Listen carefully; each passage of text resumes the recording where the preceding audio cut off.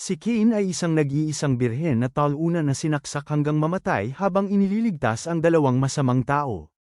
Ngunit nang malaman ng mga Diyos ang kanyang makabagbag damdaming sakripisyo, muling ipinanganak siya sa isang mundong puno ng mahika, binigyan ng labis na kapangyarihan para makipaglaban sa mga demonyo at masasamang tao araw-araw. Nagsimula ang lahat nang papunta si Cain sa tindahan at nakatagpo si PDD, na humahabol sa dalawang babae para nakawin ang kanilang V-card. Hero-ikong pinigilan ni Cain ang lalaki upang makatakbo ang mga babae, ngunit sinaksak siya sa puso at tumakas. Nang tumakbo ang mga babae upang tingnan siya, nakaramdam siya ng ginhawa na sila ay okay, pero nalungkot siya na napaiyak sila. Pagkatapos nun, namatay si Cain dahil sa pagdurugo, ngunit pagkatapos, nagising siya sa loob ng isang magarang silid at nagtaka kung buhay pa ba siya. Tumingin siya sa salamin at nakita ang sarili sa katawan ng ganap na ibang tao, na ikinataranta niya. Hindi nagtagal ay napagtanto niyang muling isinilang siya sa ibang mundo, kaya nagpasya siyang tingnan kung lumaki ba ang kanyang ari, ngunit sa kasamaang palad, kulang pa rin ito. Nang maglaon, nakilala niya ang kanyang bagong pamilya at nalaman niyang siya ang anak ng isang marangal na commander na nagngangalang Garm. Sa gabi, tinuruan siya ng kanyang katulong na si Sylvia tungkol sa mundo.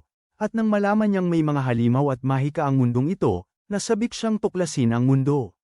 Nang maglaon, sinabi niya sa kanyang ama na gusto niyang mag-aral ng mahika, para lang malaman na kailangan niyang maghintay na mabanyagan bago siya makagamit ng mga salamangka.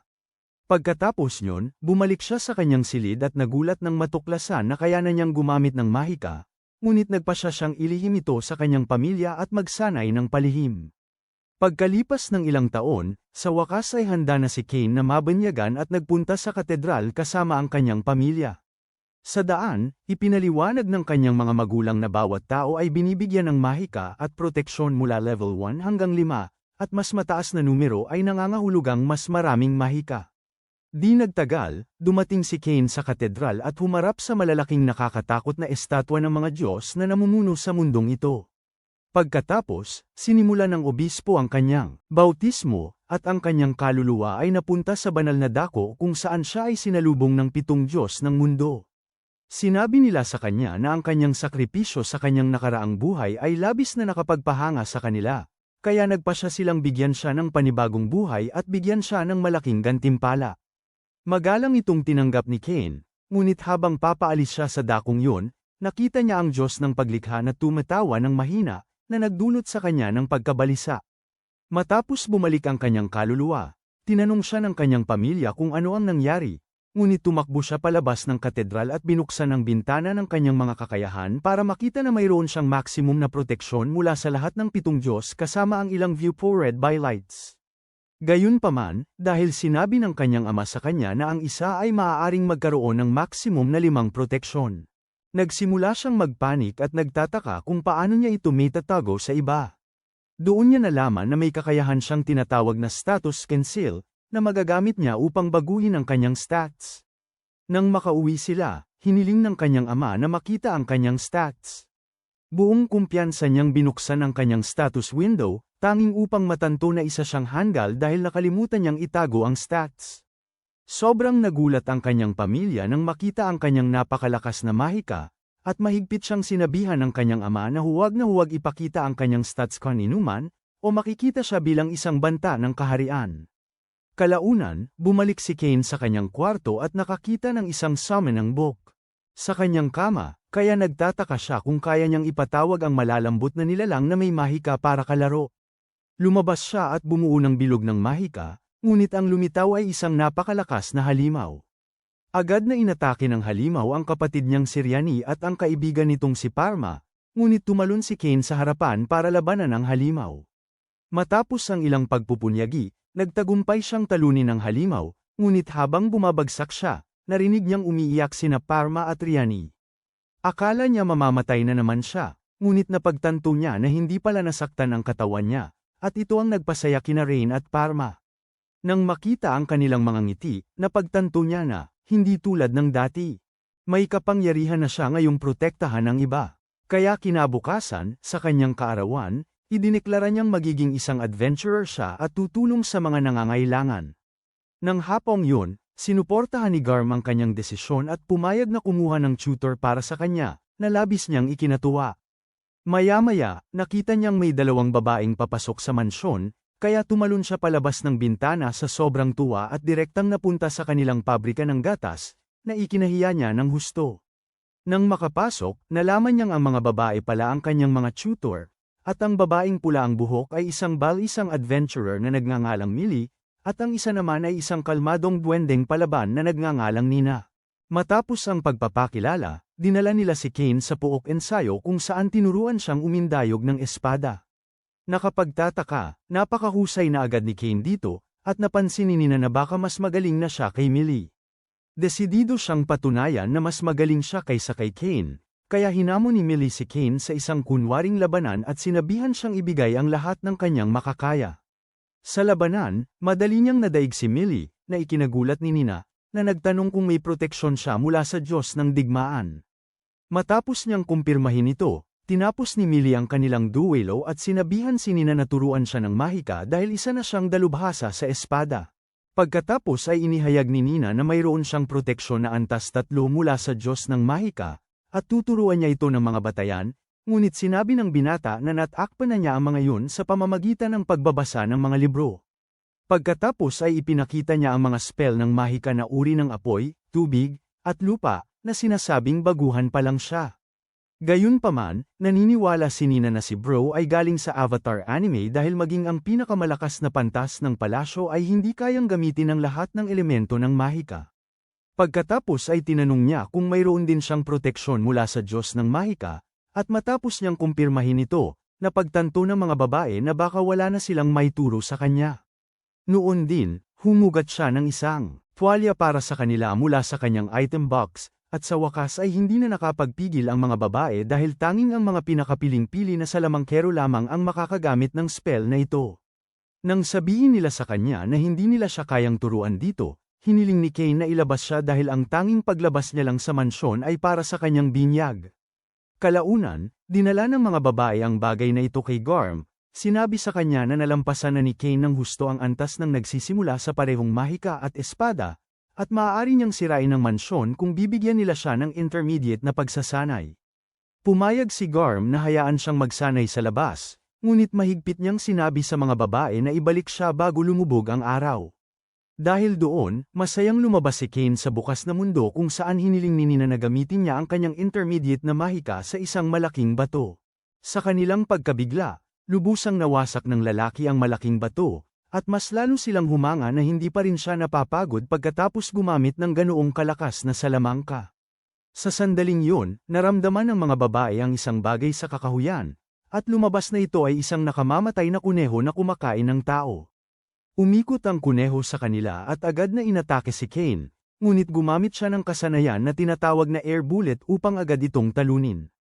Binati siya ng mga babae sa kanyang unang puntos, at inilagay ni Kane ang kuneho sa kanyang item box para makapagmayabang siya sa kanyang mga magulang mamaya. Nang makita ito, sinabi ni Millie na nag-iipon siya ng pera para sa isang magic bag, na kapareho ng isang item box, ngunit napakamahal nito. Pagkatapos ay iminungkahi niyang manghuli pa sila at nagtanong, gagamit si Nina ng search spell.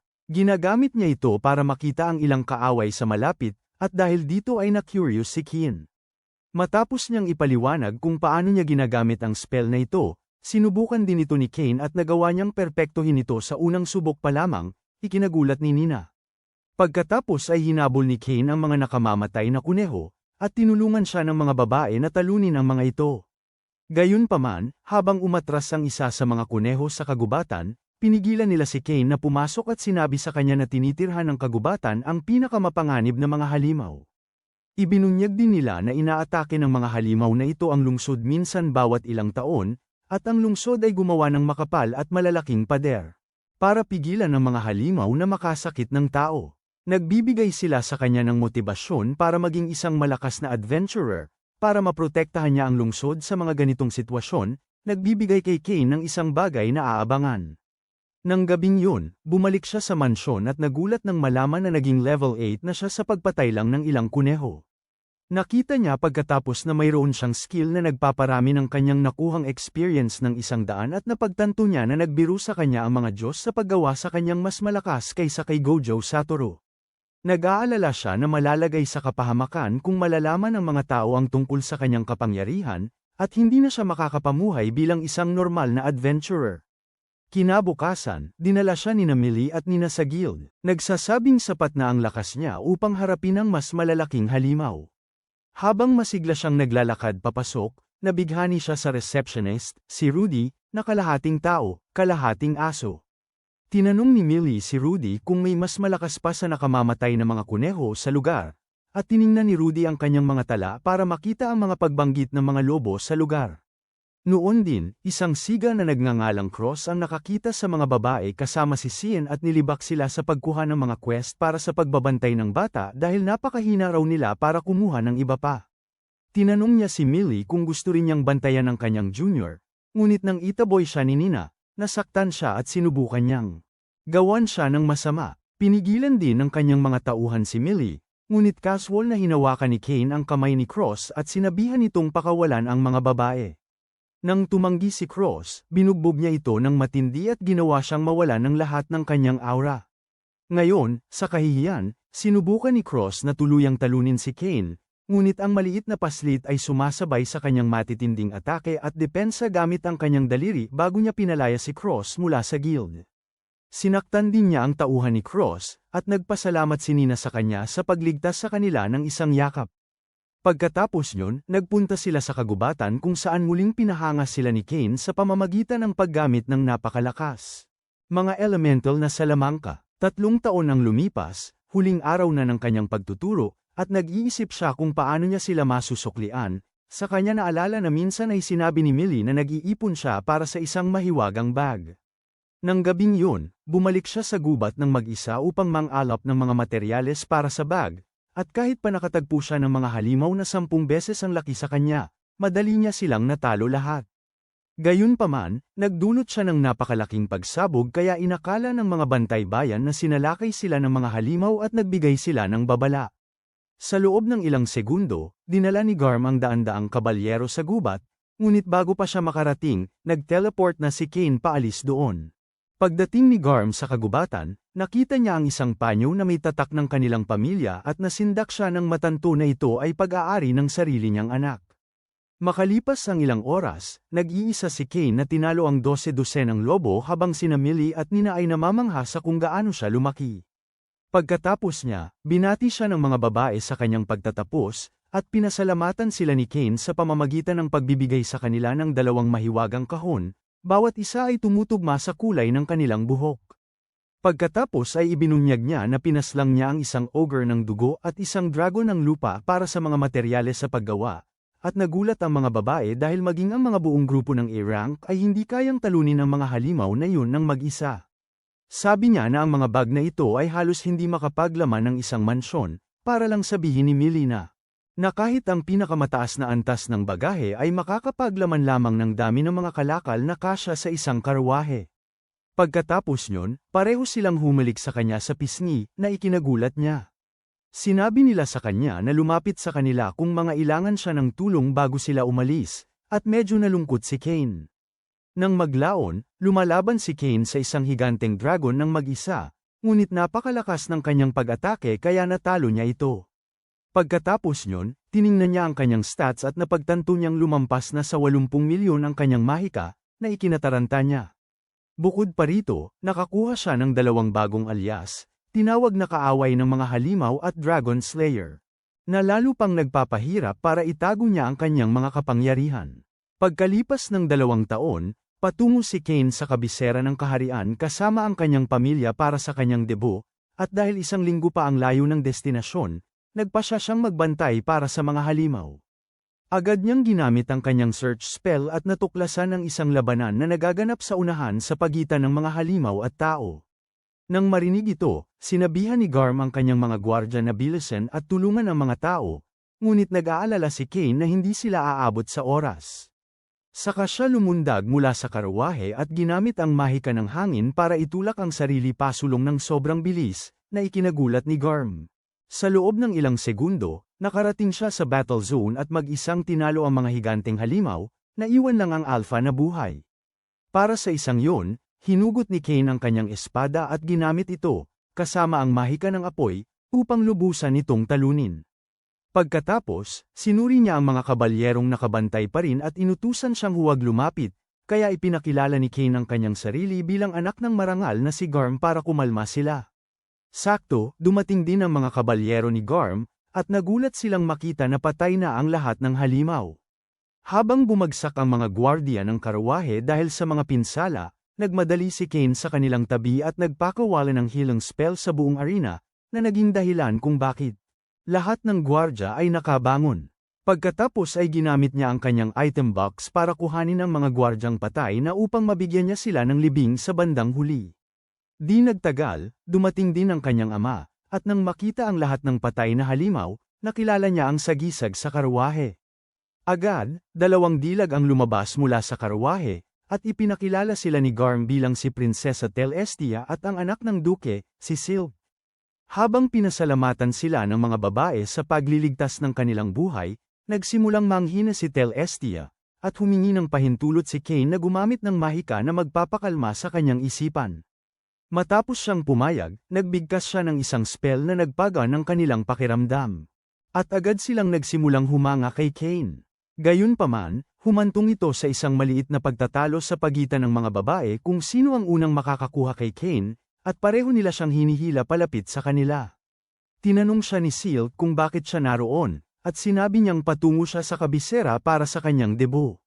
Sinabi ni Telestia na patungo rin sila doon sa parehong dahilan, at inanyayahan siyang maglakbay kasama nila. Inihatak nila siya sa kanilang karawahe, at gulat na pinanood ni Garm, nagtataka kung paano nakakakuha ng babae ang kanyang anak sa kabila ng pangit niyang mukha.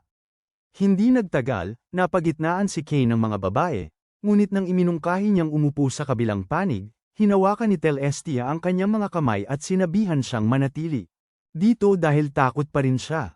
Tinitingnan niya ito na tila may nais at hinihiling na tawagin siyang Telis, ngunit sinabi nitong hindi niya ito maaaring tawagin sa pangalan dahil isa itong prinsesa. Nang marinig ito, sinabi rin ni Sylve na tawagin siya sa pangalan niya. At patuloy nilang tinutukso ito hanggang sa sinabi ng isang gwardya na papalapit na sila sa bayan ng Renoma. Nang marinig ito, tinanong ng mga babae si Cain kung gusto nitong magpahinga kasama sila, na nagdulot sa kanya ng pag-aalala para sa kanyang mini-sundalo. Nang makarating sila, dumating si Garm at hiniling kay Cain na samahan siya, ngunit iginiit ng mga babae na manatili ito sa kanila sa gabing iyon dahil tanging siya lang ang makakapagtanggol sa kanila. Sa huli, wala nang nagawa si Garm kundi sundin ang gusto ng prinsesa, kaya sinabi niya kay Cain na itago ang ari niya dahil hindi ito bagay sa pagiging maharlika. Nang maglaon sa silid, iginiit ng mga babae na matulog malapit kay Cain, kaya itinulak nila ang kanilang mga kama sa tabi niya at siniksik siya sa gitna. Balis ang iminungkahi niya na panatilihin nila ang kanilang distansya, ngunit ito ay bumaliktad lamang dahil lalo pang lumapit sa kanya sina Telis at Sylve. Pagkaraan ng ilang araw, sa wakas ay narating nila ang kabisera ng kaharian, at nang bumaba sila sa karawahe, nagpanik si Cain dahil nagsimulang mangyakap sa kanya ang mga babae. Nakita ito ng kapitan ng gabi at tinanong kung sino siya, at ibinunyag ng mga babae na siya ang batang nagligtas ng kanilang buhay. Pagkatapos nyon, nagpakilala ang kapitan bilang si Dame at taos-pusong nagpasalamat Cain para sa pagprotekta kay Telis at Sylve, pati na rin sa pag-uwi ng mga nasawing kabalyero. Nang maglaon, habang tumutulong si Cain sa paghahanda sa libing, sinabi niya kay Dame na buong tapang na lumaban ang mga lalaking ito, at nangako si Dame na pararangalan ang kanilang alaala kasama ang iba pang mga kabalyero. Pagkatapos nyon, nagpasya si Cain na umalis, ngunit inihayag ni Dame na gusto siyang makita ng hari. Di nagtagal pagkatapos nyon, natagpuan niya ang sarili sa silid ng trono na puno ng daan-daang maharlika kung saan ipinaalam ng tagapayo ng hari sa lahat ang mga kabayanihang ginawa ni Cain. Nang marinig ito, personal siyang pinuri ng hari at casual siyang binigyan ng titulong baron, kasama ang isang mansyon at 10 platinum na barya. Noon din, lumabas ang isang matabang maharlika na nagngangalang Corgino at sumasalungat sa desisyon ng hari, ngunit sinabihan siya ng hari na manahimik dahil ang tanging kaya niyang talunin ay ang weight machine. Pagkatapos nyon, pinatapos ng hari ang pulong at inanyayahan si Cain na magkita sila sa sala, kung saan sinalubong siya ni Garm, na pumuri sa kanya sa dami ng kanyang nagawa sa maikling panahon.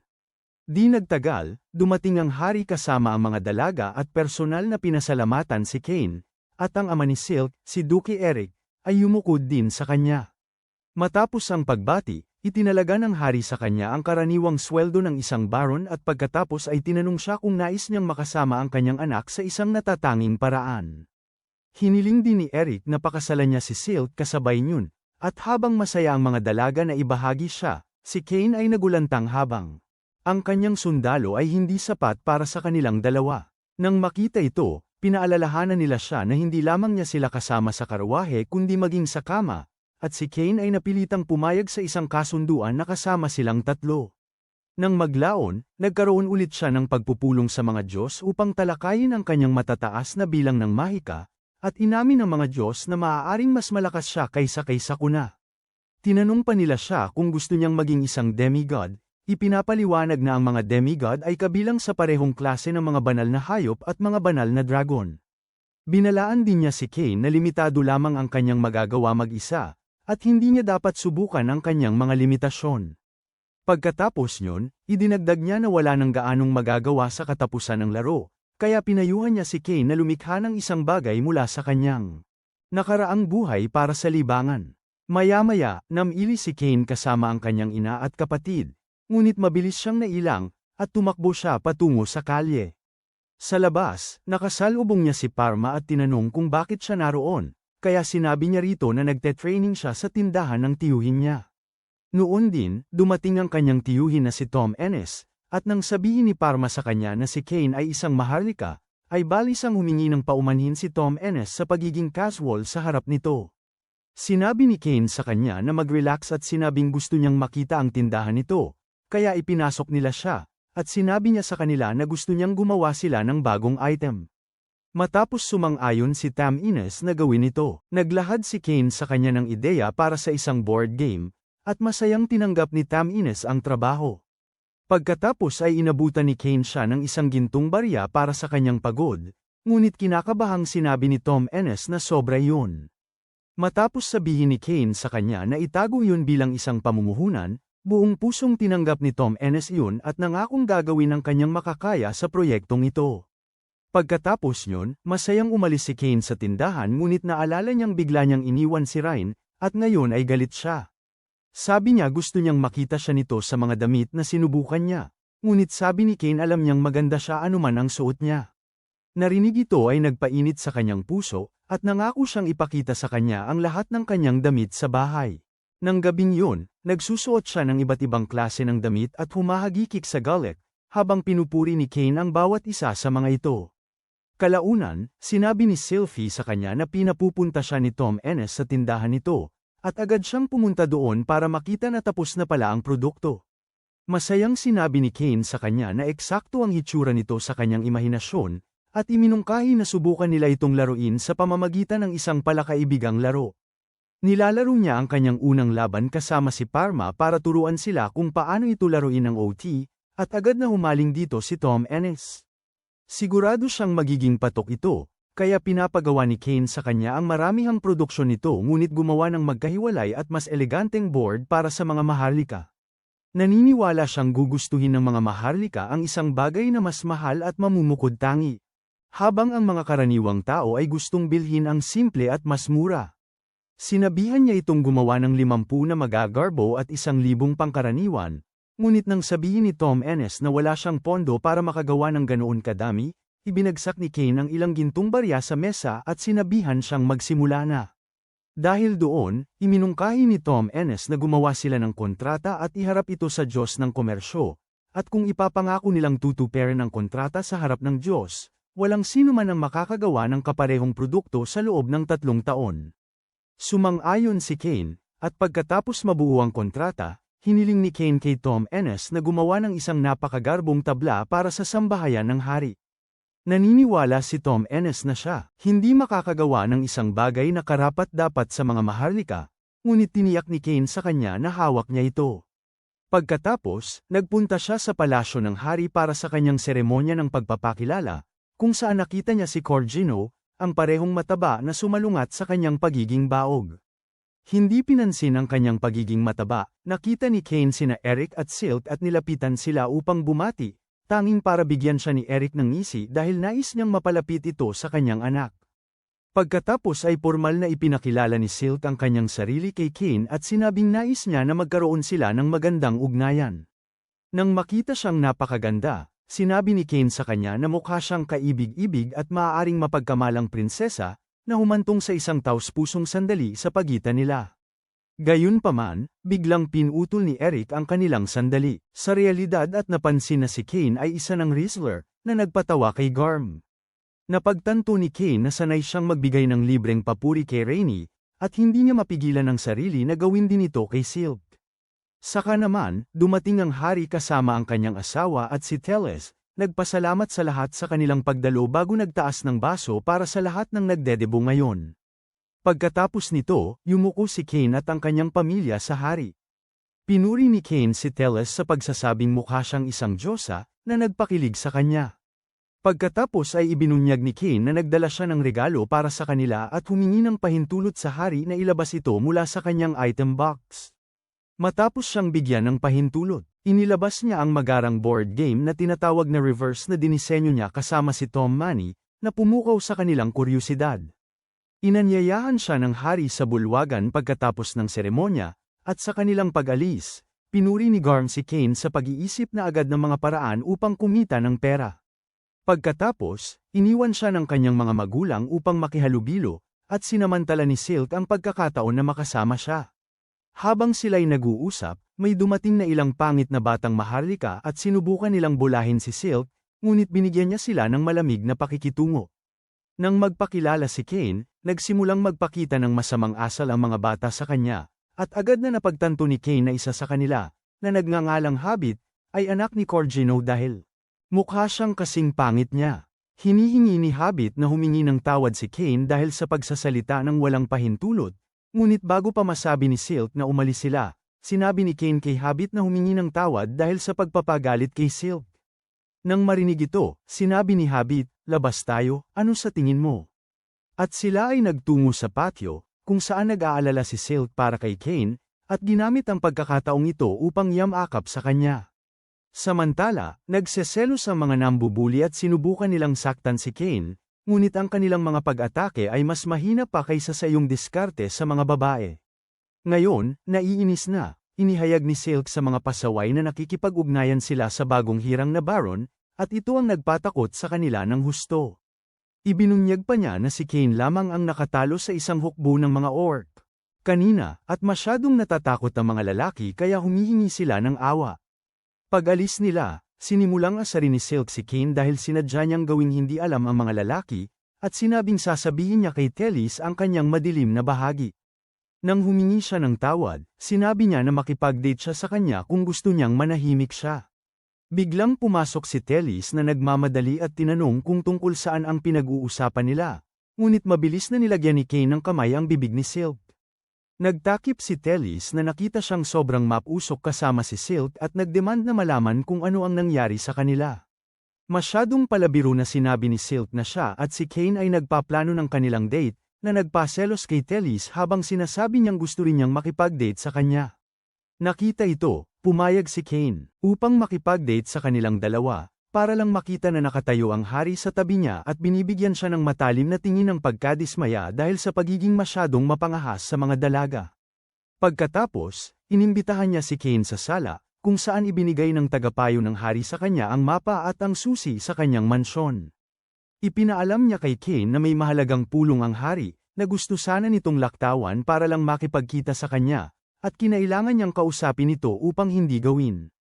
Nagaan ang loob ni Kane dahil makakauwi na siya ng maaga ngayon, subalit biglang sumulpot si Eric at hinamon siya sa isang laro ng reversi. Dahil dito, marami pang ibang maharlika ang nagpakita para makipaglaro din sa kanya, na nagpatuliro sa kanya. Nang maglaon, sinundan ni Kane ang mapa upang hanapin ang bago niyang mansyon. Para lang makita na mas sira-sira pa ito kaysa kay Bonnie Blue. Pagpasok sa loob, nakita niyang walang kuryente at gumamit siya ng mahika ng liwanag para mas makakita. Napansin din niyang sira ang lahat ng muebles, at medyo madumi ang buong mansyon. Pagkatapos, gumamit si Kane ng isang engkanto para linisin at ayusin ang lahat, ginagawang isang magarang mansyon ang lugar sa loob ng ilang segundo. Habang sabik niyang tinitingnan ang kanyang silid tulugan, dumating si Sylvia kasama ang ilang katulong at sinabing sabik siyang maglingkod sa kanya. Nagpakilala din ang bago niyang mayordomo, si Colin, at lumabas na tagahanga na pala siya dahil alam na niya ang mga kabayanihan ni Kane. Pagkatapos nyon, inutusan ni Sylvia ang mga babae na linisin ang lugar, ngunit sila. Napansin na ang lahat ay kumikinang na, at sinabi ni Kane na nalinis na niya ito gamit ang mahika. Narinig ito, umalis si Sylvia upang asikasuhin ang ibang bagay, at iminungkahi ni Colin na bumalik siya sa mansyon ng kanyang ama dahil babalik ang kanyang mga nakatatandang kapatid sa ama ngayon. Kalaunan sa bahay, nalaman ng kanyang mga kapatid na siya na ngayon ang may-ari ng isang mansyon, ngunit nang naisin ni Ryan na makita ito, sinabi nila sa kanya na ito ay sira-sira at baka may multo doon upang takutin siya. Gayunpaman, nang dalhin sila ni Kane doon, nagulat sila nang makita na ito ay mukhang bago, at agad na naisip ni Garm na inayos ito ni Kane gamit ang mahika. Habang ginagalugad nila ang lugar, napansin ni Garm na kulang ito ng mga likhang sining at dekorasyon. Ngunit sinabi ni Kane na naka-order na siya ng ilang dekorasyon. Nang mga oras na yon, narinig nila ang tili ni Sylvia at dali-daling lumabas upang makita ang isang dambuhalang nakasabit na pulang dragon, na in-order ni Kane bilang dekorasyon. Nag-aalalang tanong ni Garm kung paano niya nakuha ito, at nag-aatubiling inamin ni Kane na siya mismo ang tumalo sa dragon na ito at ginawa itong pandekorasyon. Nagulat si Garm dahil kahit ang mga adventurer na A-rank ay hindi kayang talunin ng halimaw na ganito kalakas at pinayuhan si Kane na huwag masyadong ipakita ang kanyang kapangyarihan. Idinagdag niya na ang nakasabit na pulang dragon ay nagkakahalaga ng malaking kayamanan, na automatikong magpapayaman sa kanya at magiging bilyonaryo. Nang mga oras na yon, narinig nila ang isa pang tili at nagmadali upang makita sina Sarah at Rim na labis na humahanga sa isang palikuran na nagbubuga ng tubig direkta sa kanilang pribadong bahagi. Nang sawayin sila ni Garm dahil sa pagiging madrama, hiningi ni Sarah na subukan din niya, at natuklasan niya na gusto niya ito sa pigi. Sinabi ni Garm sa kanya na kailangan niyang magdaos muli ng debo party para sa mga maharlika, na ikinataranta niya. Kalaunan, sinabi ni Colin sa kanya na nakagawa na siya ng listahan ng bisita para sa kanya, at tiningnan ito ni Kane para makita na kasama rin si matabang Corner Gino. Sabi ni Colin na kailangan niyang imbitahan ito anuman ang mangyari, at nang tanungin ni Kane kung bakit hindi imbitado ang hari, nalaman niya na ang mga konde o mas mataas na ranggo lamang ang maaaring mag-imbita ng maharlika. Nag-umpisa nang mag-alala si Kane tungkol sa ang mga regalo, ngunit iminungkahi ni Sylvia na bigyan niya sila ng sarili niyang tatak ng pagiging mapagpatuloy. Kalaunan, gumawa siya ng mga kakaiba at mag-agarang baso para sa mga maharlika at gumawa rin ng recipe para sa sarili niyang alak na may Hamburg steak. Pinatikim niya kay Sylvia ang steak, at sa wakas ay natuklasan nito kung bakit gusto ng mga tao ang makatas na karne sa kanilang bibig. Nang tikman niya ang inumin, labis siyang nasarapan kaya parang nawala siya sa sarili, at nilaklak niya ang ilang bote at nalasing. Saka, ipinatawag siya sa palasyo ng hari, kung saan nakatanggap siya ng malamig na titig mula sa hari at Duke Eric. Pagkatapos ay tinanong ng hari kung bakit hindi pa niya inimbitahan siya sa kanyang debo party, galit na pinaalalahanan siyang siya ang nagregalo sa kanya ng mansyon na yun sa simula pa lang. Tinukso ni Eric ang hari sa pamamagitan ng pagkaway ng kanyang imbitasyon sa mukha ng hari, pinapaalalahanan siyang hindi pa sapat ang ranggo ni Kane para imbitahan siya. Nang makita ito, sinabi ni Kane na gusto niya itong imbitahan ng personal, ngunit hindi niya nakuha ang pagkakataon bago kumuha ng liham ng imbitasyon mula sa kanyang code. Nagliwanag ang mukha ng hari sa bagay na ito, at natuwa si Kane na nakapaghanda siya ng imbitasyon sa huling minuto para sa matanda. Nang maglaon, sinabi niya sa kanyang mga katulong na darating ang hari, na nagpanak sa kanilang lahat, at idinagdag niya sa kanilang pagkagulat sa pagsasabi sa kanila na si Teles ang kanyang mapapangasawa. Sa gabi, ang mga maharlika ay nagsimulang dumarating ng isa-isa, at nakatayo si Kane sa pintuan para salubungin sila. Di nagtagal, dumating si Silk na mukhang kaakit-akit, at personal silang ipinasok ni Kane sa loob at ginulat sila sa kanyang naka-display na pulang dragon. Pagkatapos niyan, inanyayahan niya ang bisita na tikman ang alak, at ang buong silid ay napuno ng kagalakan. Sakto noon, dumating ang hari kasama si Teles at agad siyang nabihag sa ganda ng mga basong pinasadya. Pagkatapos ay tinikman niya ang alak at lubos na nasisiyahan, nang inabutan siya ni Kane ng steak at labis siyang pinahanga.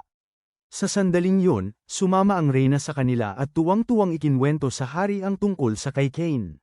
Palikuran na may bumubulwak na tubig. Ginamit ito ng hari at inutusan si Cain na maglagay ng ganito sa kanyang kastilyo bukas, bago ipahayag na ipinakita ni Cain sa kanya ang sukdulang pagkamapagpatuloy. Nang marinig ito, pinuri lahat ng maharlika si Cain, ngunit nasira ang sandali nang dumating ang matabang si Corgino sa kanyang mansyon. Agad niyang kinutya si Cain dahil sa pagkakaroon ng maliit na mansyon at pumasok, at doon ay umihi sa kanyang pantalon nang makita ang nakadisplay niyang pulang dragon. Pagkatapos ay pumasok siya sa pangunahing bulwagan habang naglalabas ng mga masasamang salita laban kay Cain, ngunit napansin ito ng lahat ng maharlika at tinawag siyang isang masama at walang galang na tao. Habang siya ay nakaupo, ibinuhos sa kanya ni Sylvia ang alak, at kahit na gusto niya ito, tinatawag niya itong pangkaraniwan. Pagkatapos ay inabot ni Cain sa kanya ang hamburg steak, ngunit patuloy pa rin ang masamang ugali niya, na ikinagalit ni Cain. Gayunpaman, pinayuhan siya ni Colin na kumalma, kaya nagpa siya si Cain na painitin ang ulo niya sa pamamagitan ng pag-aalok ng mas maraming alak at baso. Sinabihan siya ni Corgino na ibigay na lang sa kanya ang lahat ng baso at ang recipe ng alak, ngunit magalang na sinabi ni Cain na ipinangako na niyang ipamahagi ang mga basong ito sa lahat ng maharlika. Gayunpaman, patuloy pa rin si Corgino sa pagiging sakim hanggang sa dumating ang hari at pinagalitan siya sa masama niyang pag-uugali, dahilan upang dali-dali siyang umalis na parang daga. Makita ito, nilapitan siya ni Silk at tinawag siyang isang ang pilyo sa pag-ayos ng lahat, at habang buong pagmamalaking inamin ito ni Cain, nakita niya ang hari na nakatayo sa likuran niya. Pinagalitan din siya ng hari dahil sa paggawa ng mga kalokohan, na ikinaputok ng tawa ni Silk at Eric. Kinabukasan, nakasalubong ni Cain ang bise-kapitan na si Dame at ipinagbigay alam sa kanya na narito siya upang magbaba ng ilang materyales mula sa halimaw. Nang marinig ito, dinala siya ni Dame sa imbakan ng armas at pinababa ang kanyang mga nakuha, ngunit sinabi ni Cain sa kanya na hindi sapat ang laki ng silid na ito. Nagulat si Dame. Iniisip na nagdala si Cain ng isa pang pulang dragon, ngunit casual na sinabi ni Cain na nagdala siya ng isang earth dragon.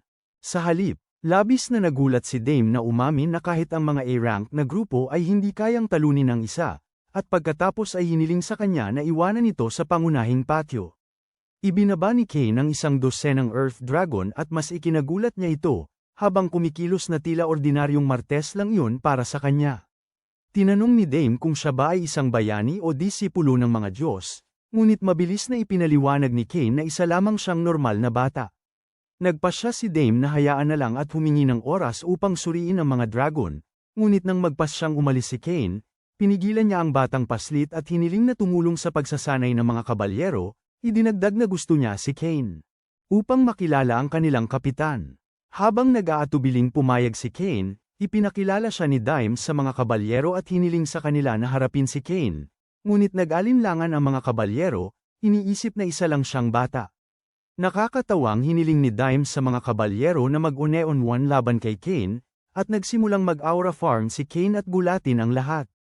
Dahil dito, inilagay siya ni Dame sa isang battle royale, ngunit bago niya matalo ang lahat sa lobby, isang berdeng buhok na kontrabida ang dumating sa bakuran at pinagalitan si Dime sa pagtakot sa isang maliit na bata. Pagkatapos ay niyakap niya si Dime, iniisip na natatakot ito, ngunit nang sabihin ni Dime na ito ang batang tumalo sa 30 orc upang iligtas ang prinsesa, natuwa siya at hiniling kay Cain na labanan siya.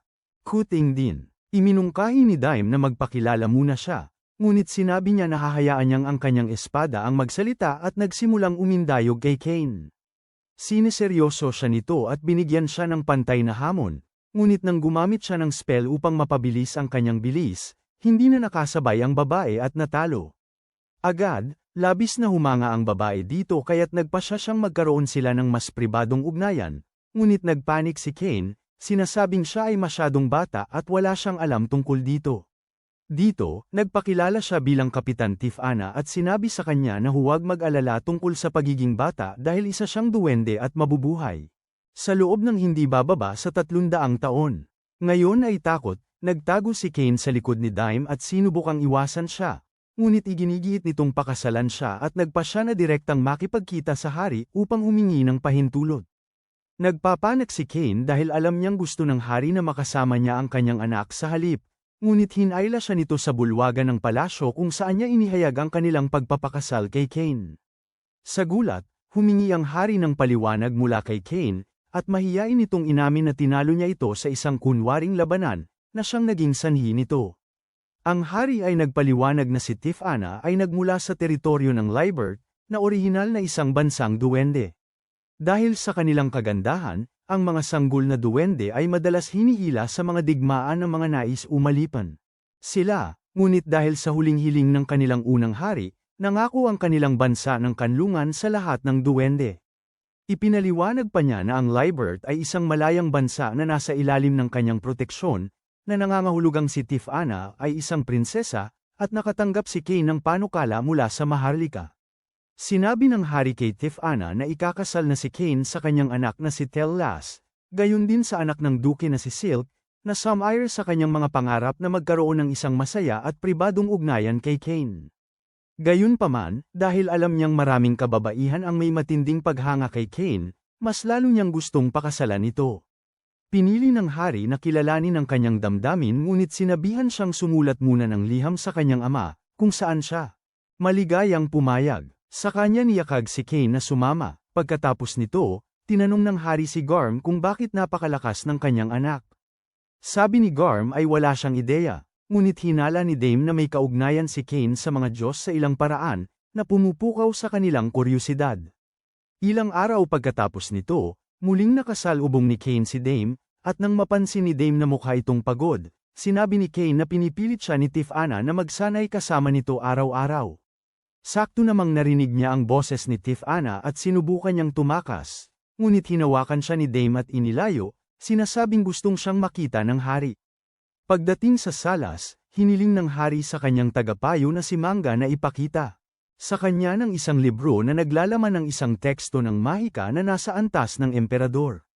Nang buksan ito ni Cain, labis siyang nasabik nang makakita ng mga orasayon ng Diyos sa loob. Ngunit ibinunyag ng hari na ito ay isinulat ng kanilang unang hari, si Yuya, at wala ni isa sa kanila ang makakabasa nito dahil ito ay isinulat sa wikang Hapon. Ngayong nahuli sa akto, hiniling ng hari na sabihin niya ang totoo kung sino siya, at pumayag si Cain na sabihin sa kanila kung ipapangako nilang panatilihing lihim ang impormasyong ito. Nang sila ay pumayag, sinabi niya sa kanila na mayroon siyang alaala mula sa kanyang nakaraang buhay ng isang lugar na tinatawag na Japan, at doon nagmula si Yuya. Sa pagkagulat, tinanong siya ni Garm kung siya nga talaga ang anak niya, at sinabi ni Cain na totoo ito dahil mismo ang mga Diyos ang nagsabi sa kanya. Nagkagulo ang lahat nang malaman nilang nakilala niya ang mga Diyos, at nang makita nila ang kanyang mga stats, sinabi sa kanya ng hari na siya ay napakalakas kaya kahit ang hari ay yuyukod sa kanya. Agad sinabi ni Cain na ayaw niya nito, inamin na sa nakaraan niyang buhay ay nawalan siya ng pamilya, ngunit dito, nasa kanya na ang lahat ng gusto niya at hindi na makahihingi pa ng higit. Nang makita ang kanyang determinasyon, sumang-ayon ang hari na tratuhin siya ng normal, ngunit pagkatapos ay iminungkahi nito na si Cain na lang ang maging hari, na ikinagulat ng lahat. Sa sandaling yun, padubog na pumasok si Tifana sa silid at ipinakita sa lahat na nakuha niya ang pahintulot mula sa kanyang ama na pakasalan si Cain. Pagkatapos, hila-hila niya itong dinala sa labas para sa isa pang kunwa-kunwari ang labanan, at sinabi ni Eric sa hari na huwag mag-alala kay Cain dahil mananatili lang itong si Cain. Sumang-ayon ang hari dito, at pagkatapos utusan ng lahat na panatilihing sikreto ang impormasyong ito, iniwan niya ang kanyang silid, umaasang gagamitin ni Cain ang kanyang kapangyarihan upang protektahan ang lahat. Kalaunan, binasa ni Cain ang libro mula sa unang haring si Yuya, na nagkukumpirma na siya ay nagmula sa Japan.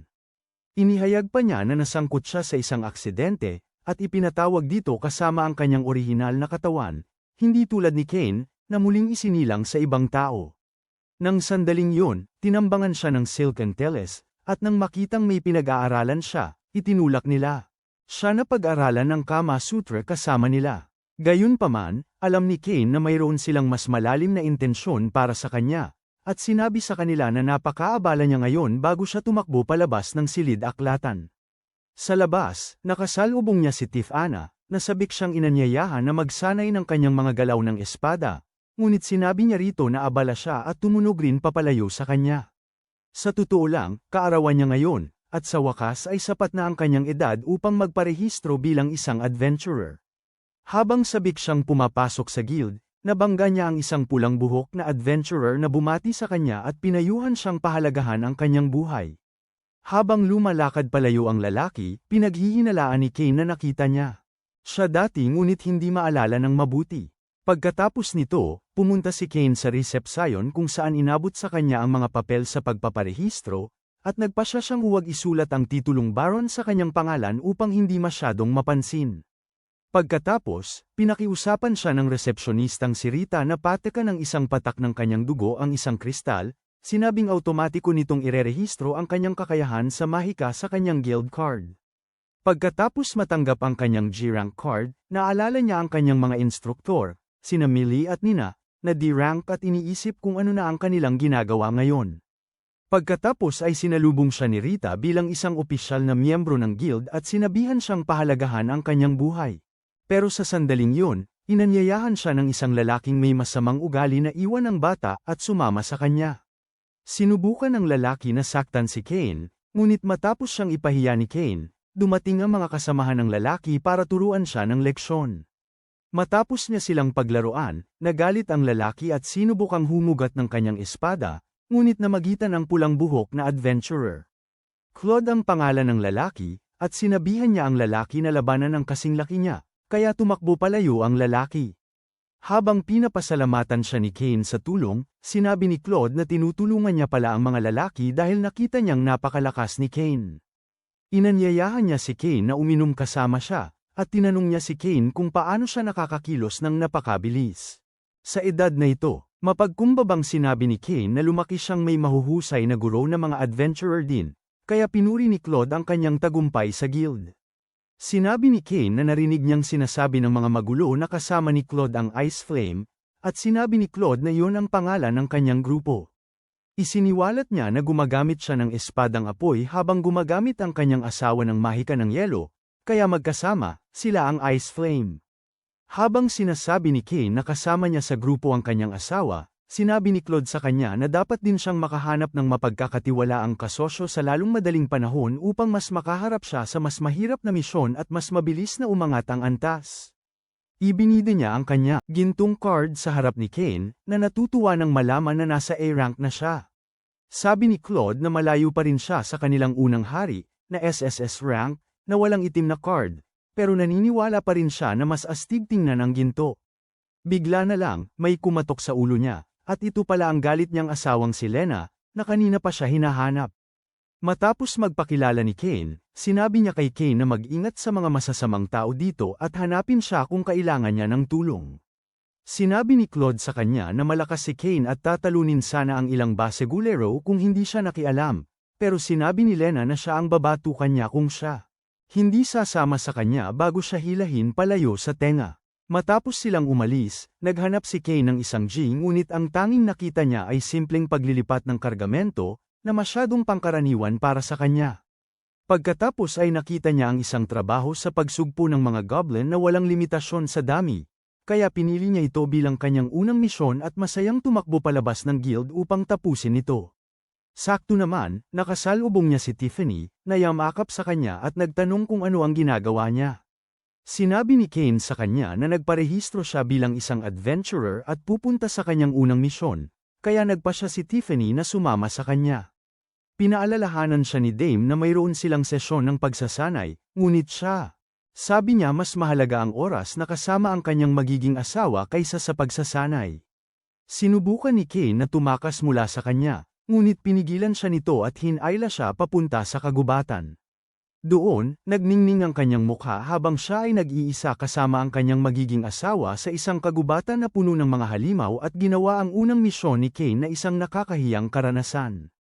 Gumamit si Kane ng isang search spell upang makahanap ng mga halimaw at nakita ang isang nawasak na karwahe. Napansin din niya ang isang taong inaatake ng mga goblin at mabilis na namagitan bago pagalingin ang nasabing tao. Samantala, sinugod ni Tiffany ang mga goblin gamit ang kanyang espada. Ngunit nang mas marami pa ang dumating, pinahusay siya ni Kane gamit ang mahika, at nagsimula siyang parang mag-fruit ninja sa mga goblin. Pagkatapos, yamakap siya kay Kane upang humingi ng papuri, ngunit naantala ang kanyang sandali nang dumating ang maraming berdeng butiki. Sinabi ni Kane kay Tiff-Ana na kunin ang may-ari ng karawahe at tumakbo, habang siya naman ay may iwan upang harapin ang problema sa butiki. Pagkatapos nito, naghagis siya ng isang makapangyarihang spell ng yelo na lubusang nag-api ang mga butiki. Ilang sandali pagkaraan, dumating sina Millie at Nina sa kagubatan upang manghuli ng berdeng butiki. Ngunit ang tanging nakita lang nila ay isang bunganga kung saan ginamit ni Kane ang kanyang spell. Samantala, bumalik si Kane sa guild at ipinaalam kay Rita na nag-api niya ang mga berdeng butiki sa kagubatan, at nagulat siya dahil ang mga halimaw na yon ay para sa mga adventurer na C-rank.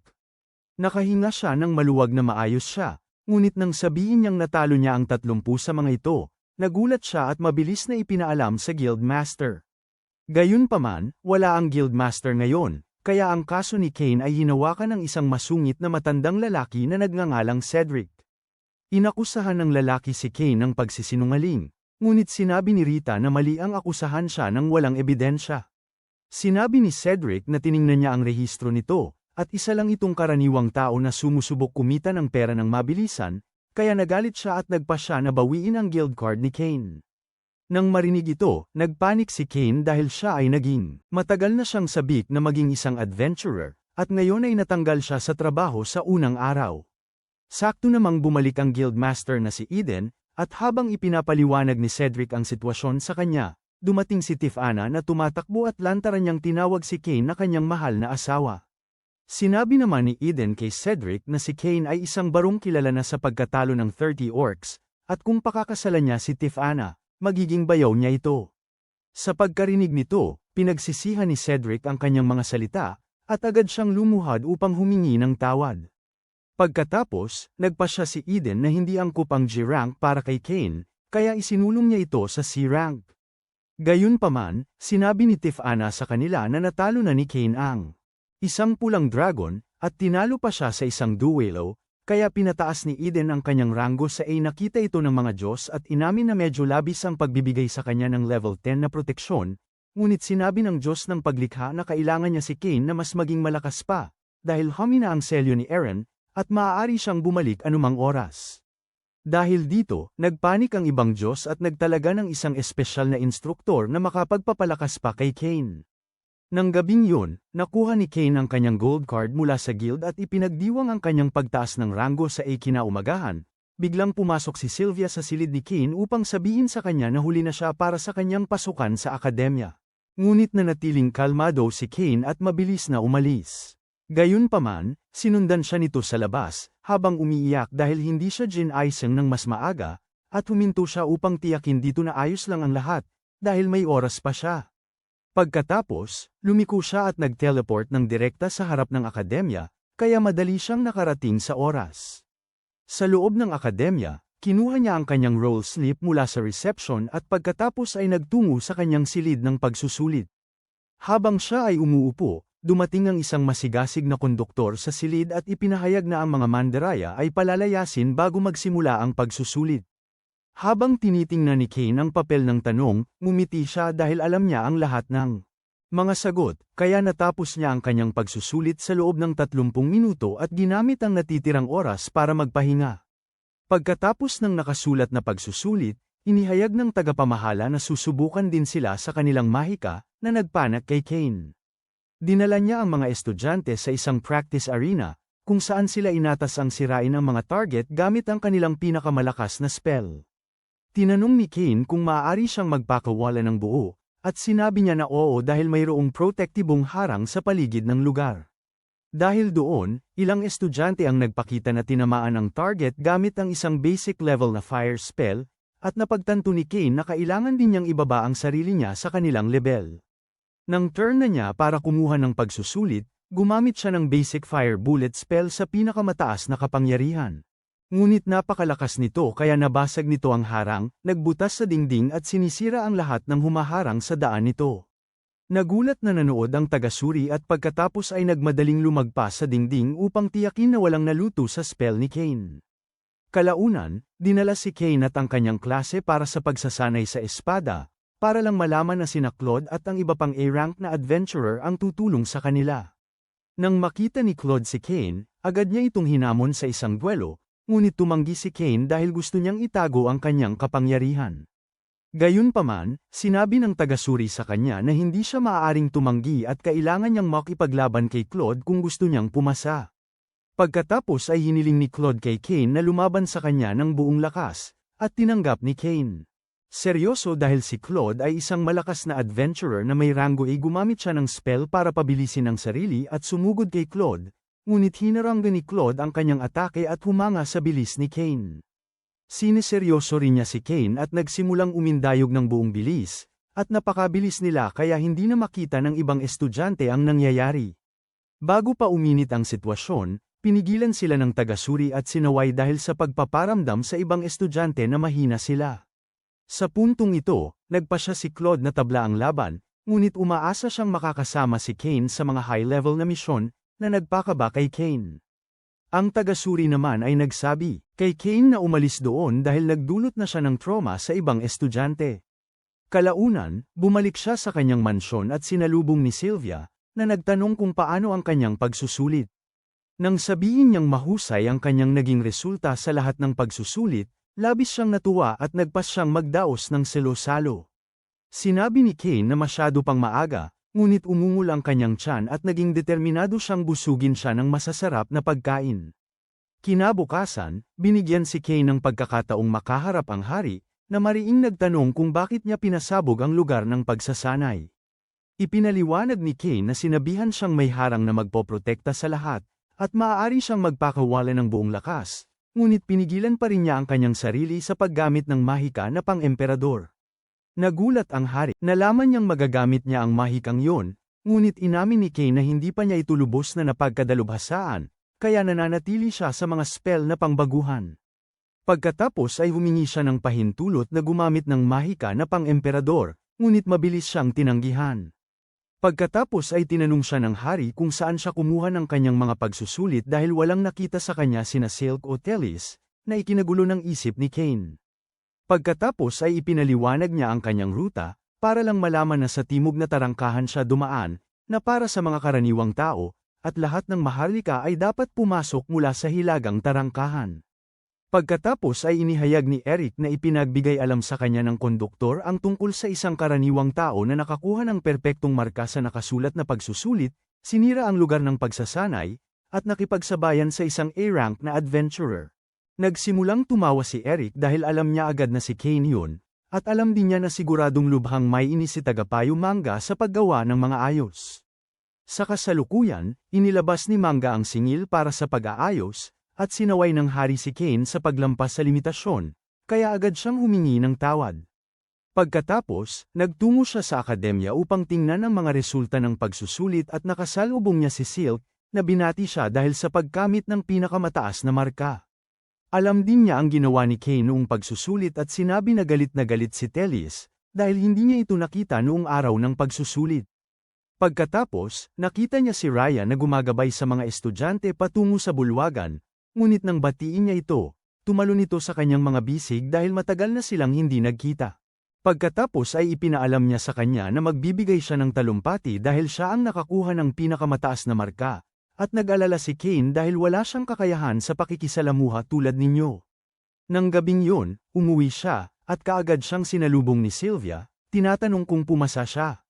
Sinabi ni Kane sa kanya na siya ang nanguna sa klase, at dahil dito, lumuha siya sa tuwa. Kinabukasan, dumalo siya sa seremonya ng pagbubukas, at parehong umupo sa tabi niya sina Telis at Silk, na nagdulot ng inggit sa ibang mga lalaki. Kasabay niyan, nagbigay si Kane ng kanyang talumpati, pagkatapos nito ay sumama mismo ang hari sa kanya sa mikropono at nagbigay ng isang malabong talumpati, binabalaan ang iba tungkol kay Kane, na hindi lang nadaig ngunit isa ring tanga, na ikinatawa ni Telis at Silk. Kalaunan sa klase, nagpakilala ang kanilang gurong tagapayo bilang si Elka at pinayuhan ang mga estudyante na piliing mabuti ang kanilang mga kurso. Gusto ni Kane na kumuha ng kursong pagiging adventurer, ngunit pinigilan siya ni Silk at Telis, na ipinaalala sa kanya na isa na siyang maharlika at kailangan niyang malaman ang lahat tungkol sa pagiging maharlika. Sinabi ni Silk sa kanya na maaari siyang kumuha ng maraming kurso, kaya pinili niya ang pagiging maharlika, pagiging adventurer, at mahika. Pagkatapos ay tinanong niya si Telis kung ano ang pipiliin nito, at nahihiya itong sinabi na pipiliin niya ang kursong Internal Affairs, upang mapamahalaan niya ang kanyang lupain pagkatapos nilang ikasal. Dahil dito, sinabi ni Silk na mag-aaral siya ng commerce, para matulungan din niya ito sa hinaharap, at sabik silang maasa sa ilalim niya. Pagkatapos ng klase, nakita ni Kane si Habit na mataba at ang kanyang mga kasama na inaapi si Parma, sinasabihan siya na bumalik sa kanyang pagawaan. Lumapit si Kane para pigilan ang pang-aapi, at nang makita siya ni Habit, agad itong nataranta dahil alam niyang isa si Kane na Baron. Tinanong naman ng isa pang nambubuli si Kane kung bakit niya kinakampihan ang isang karaniwan, at sinabi ni Kane na pantay-pantay ang lahat sa eskwelahang ito, at bukod pa rito, kaibigan niya si Parma. Nang marinig ito, nagbanta si Habit na sisirain ang pamilya ni Parma sa pamamagitan ng pagsasangkot sa kanyang ama. Ngunit narinig ito ni Silk at hinamon siya na subukan ng anumang kalokohan, na ikinagulat niya. Sumama din si Telis at tinatanong sila kung sino ang kanilang binabantaan, dahilan para sila'y lumuhad at humingi ng tawad. Gayunpaman, sinabi ni Telis na isusumbong niya sila sa kanyang ama kung hindi sila hihingi ng tawad kay Parma, kaya lumapit sila sa kanya at nagmakaawa para sa kapatawaran bago tumakbo palayo. Pagkatapos, pinasalamatan ni Parma si Kane sa pagtulong sa kanya, ngunit sinabi ng mga babae na umupo siya sa kanyang mga sakong dahil gusto nilang tanungin si Parma ng ilang katanungan. Habang nag-uusap ang mga babae, may narinig si Kane na boses sa kanyang isip, at ang lalaking nagmamay-ari nito ay nagtanong sa kanya na pumunta sa aklatan. Pagdating niya doon, nag-teleport siya sa isang mansyon kung saan nakita niya ang isang lalaki na nagbubuhos ng kape, at siya ay nagulat dahil walang kape sa mundong ito. Sinabi ng lalaki na hinihintay niya ito at tinawag siya sa dating pangalan niya, si Kazuya. Pagkatapos, sinabi niya kay Kane na mag-relax dahil sinabi sa kanya ng mga Diyos ang tungkol sa muling pagkabuhay nito bago siya nagpakilala bilang si Yuya, ang unang hari. Lubhang namangha si Kane sa puntong ito, at tinanong niya si Yuya kung paano ito buhay pagkatapos ng 300 taon. Sinabi ni Yuya sa kanya na gamitin ang kasanayan nitong appraisal, at nalaman ni Kane na si Yuya ay may titulong Diyos ng paglikha, ibig sabihin siya ang gumawa ng kahariang ito. Idinagdag niya na pinakiusapan siya ng mga Diyos na sanayin si Kane, ngunit naniniwala si Kane na napakalakas na niya. Dito, hinamon siya ni Yuya na nakawin ang isang cookie mula sa kanyang kamay, ngunit bago pa man nakapikit si Kane, idinikit ni Yuya ang espada sa leeg niya at pinatunayan na marami pa siyang kailangan matutunan. Tinanong siya ni Kane kung bakit kailangan niyang maging mas malakas, at sabi ni Yuya ay dahil kailangan niyang lumaban sa isang tao. Ang kanyang kalaban ay ang masamang Diyos na si Eren, isang taong nagpilit sa lahat na maglaban-laban ng walang patumangga 3 siglo na ang nakalipas sa pamamagitan ng pagpasok ng mga ideya sa kanilang subconscious. Nagtagumpay si Yuya at ang kanyang mga kaibigan na buklurin siya noon, ngunit humihina ang kanyang baklad araw-araw, at malayang makakalabas si Eren kung walang gagawin tungkol dito. Hiniling ni Kane kay Yuya na buklurin na lang ulit si Eren, ngunit sinabi ni Yuya na hindi siya kabilang sa mga Diyos at hindi siya pinapayagang makialam sa mga makamundong bagay. Ipinauubaya ni Yuya ang gawain kay Kane, malabo niyang sinabi rito na ang nakaraang buhay niya ay magagamit din dito. Nang magtanong si Kane kung paano, hinawakan niya ang kamay nito at initeleport ito sa ibang mundo, nangangakong sasabihin niya ang higit pa kung magiging sapat ang lakas nito upang nakawin ang cookie mula sa kanya.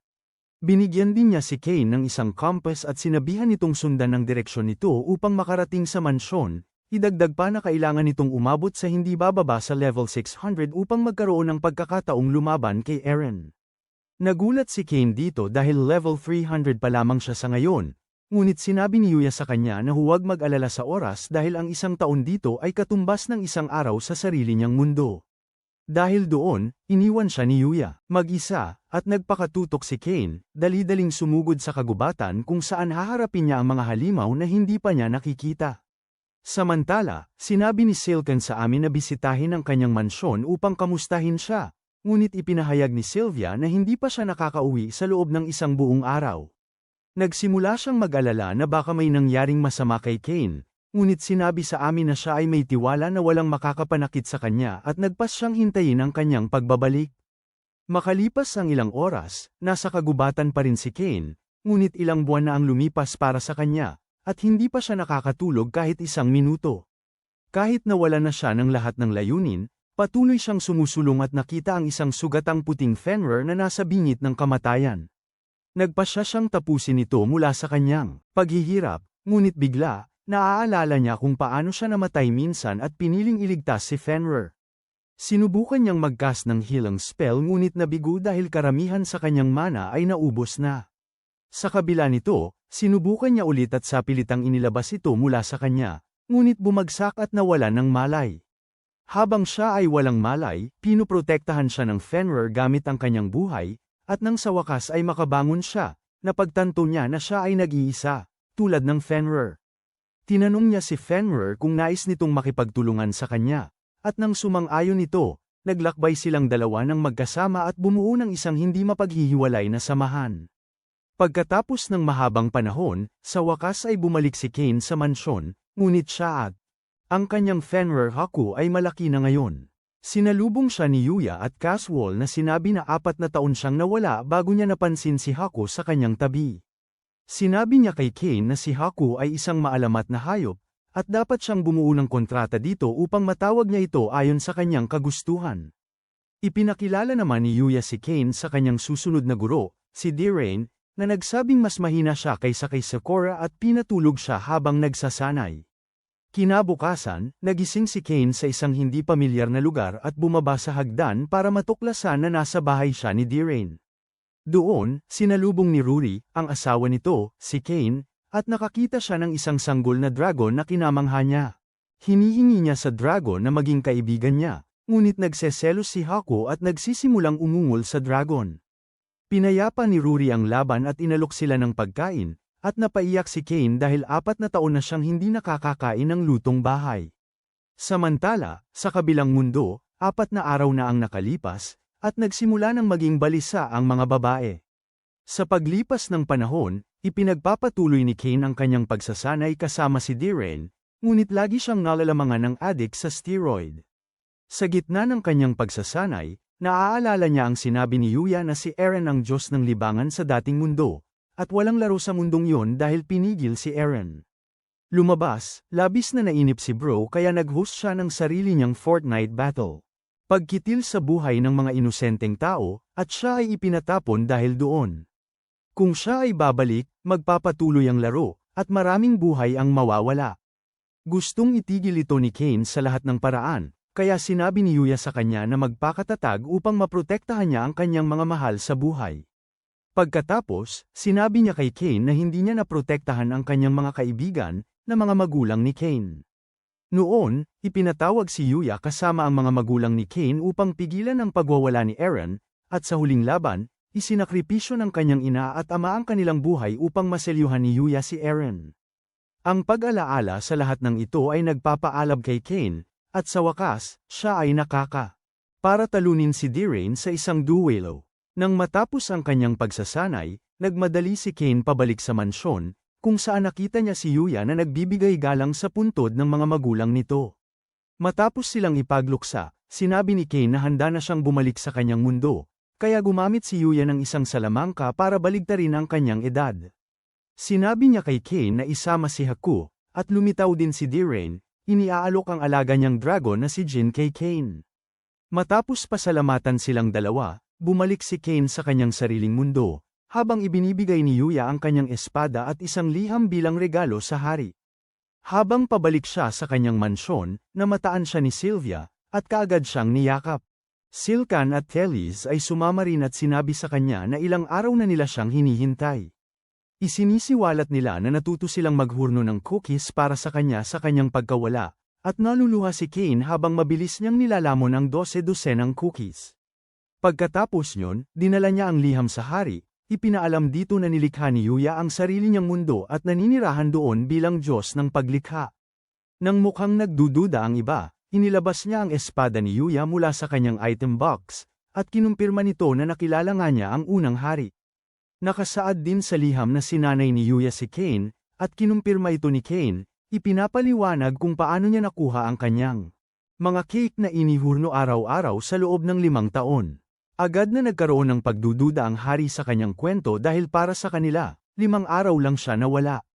Ibinahin ni Eric ang atensyon ng hari sa pamamagitan ng pagpapaalala kay Kane na may abiso mula sa Adventurers Guild, at kailangan niyang tumanggap ng misyon upang umabante sa A-rank, kung hindi ay kakanselahin ang kanyang guild card.